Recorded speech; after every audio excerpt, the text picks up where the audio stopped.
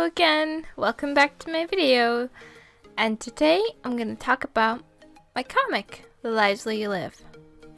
This comic is about 5 teenagers and their daily lives, I suppose, but it's more about their relationships and the struggles that they face, and I love drawing this comic and writing this story. It's very fun. And this comic world has, I guess, anthro animals, but they're not the same as regular animals because regular animals exist in this world actually. These animals, I guess you can call them humans. Because, well, they are humans, they just have animal features. And, of course, this world is gonna be a bit different than ours. And how these animal races work is each animal has a gene. There's a dog gene, a cat gene, a wolf gene, and so forth and so on. Two parents of different races can have kids, like a bunny and a dog can have a kid, but the kid is not going to have both of their genes. I mean, well, obviously he's going to have 2 genes from the parents, but not the animal gene. It's either going to have the bunny or the dog gene, you know? But there are some cases where the genes do mix, and there is a bunny/dog one character, but that is very, very rare. It's a gene mutation, I suppose, and I guess in this world it could be 0.001% chance, or maybe smaller, somewhere around that number. So, very, very, very small number. And I guess you can say that in this world there are only 2 reported cases of this kind of mutation, so 2 people over the span of so many years, only 2 people. So it's very rare. And more on to what's different about this world. These animals, they do have different teeth from humans. Every animal has the same teeth. Like a bunny would have the same teeth as a human, but a dog would have their sharp teeth a bit longer than humans because they're dogs, and cats is the same. It's just a part of their gene, I suppose. So all of the animals can eat everything, just like humans. They can eat all the same things that humans do. But for herbivores, well, no, they aren't any herbivores in this world with humans, but you get my point. So the herbivore animals, a lot of them lean more towards the vegetarian or vegan movement. There are obviously carnivores in that movement as well, but mostly the herbivores. Not all of them, obviously, it's just a small number. I really love building this world, it's very fun. And what I did cut out from this world from the humans would be fish, because there is just no way to put them in the story. I don't really like fish at all, so yeah, no, they're not in the story at all. I'm not even sure if I want to draw fish. I just don't like them. I don't like the taste of fish. I just don't like the look of fish. I don't know, they just disturb me, I suppose. It's not like I'm afraid of them, they just disturb me. But yeah, that's the world. And now that I've gone over the world, I could talk about a bit more about how I read this book. I was about to say book, but no, it's a comic. First, I start off with the comic. What? No. First off, I start with the story. This whole comic has one plot throughout all the comic, and that is, I guess, their relationships and their childhoods and all that jazz.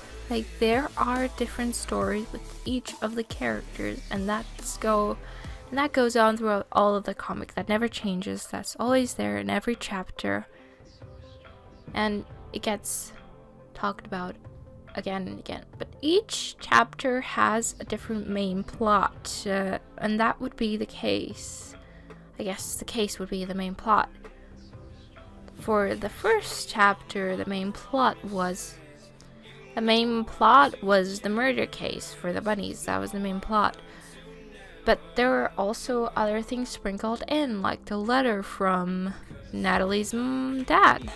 Also, for people who want to read my story, I should probably leave a spoiler warning, because I do talk about a lot of spoilers. So if you'd like to read this little comic of mine, I'll leave links in the description.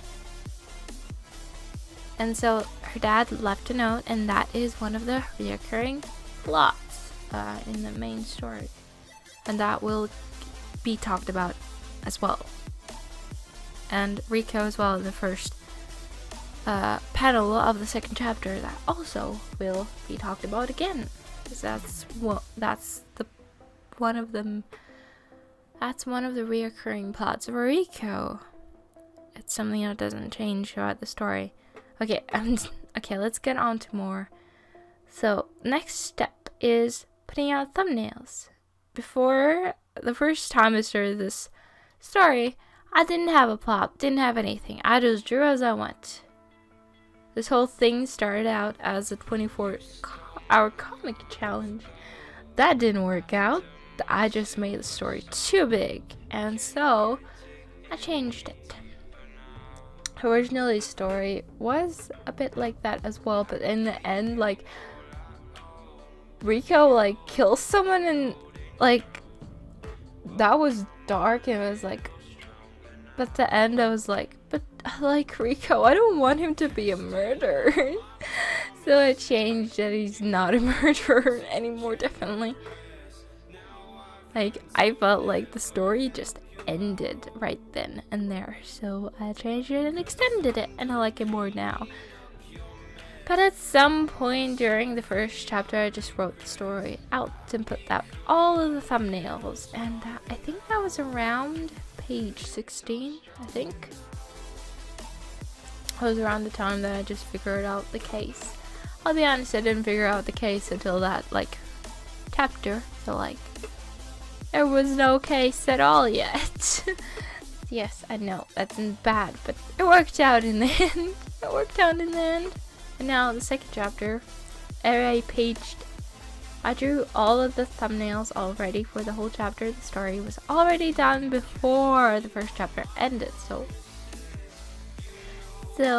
I had more time to plan the story. But right now, I'll be honest, the second chapter is quite short. It's definitely a lot shorter than the first chapter, and I don't know if I want it to be that short or extended. I don't know. Or if I'm just gonna continue the story in chapter 3, and we're just gonna gloss over it and start. I don't know what I'm gonna do yet. It's like I only put out the thumbnails for everything else. Like, this is not enough. But okay, we're just gonna go with it. It's fine. We learn from our mistakes here. Okay, next step I do is I mark where each update is, so I don't get confused. When that's done, I go on to when that's done, I go on to sketching the pages. So the first step is to sketch out the pages. I sketch out multiple pages. I sketch out all of the pages in the update, and then only I go into lining. Then I line all the pages, and then I color all of the pages, and finally I shade all the pages and add the details and make it look all pretty. And then I post them to Tapas and Webtoon. Webtoon, I post to both. That's basically my comic process, and yeah, I'm trying to get back into the swing of drawing comics. Yeah, the holidays messed that one up. Okay, that's basically all about my comic. I hope you enjoyed this video. little video of mine, and goodbye.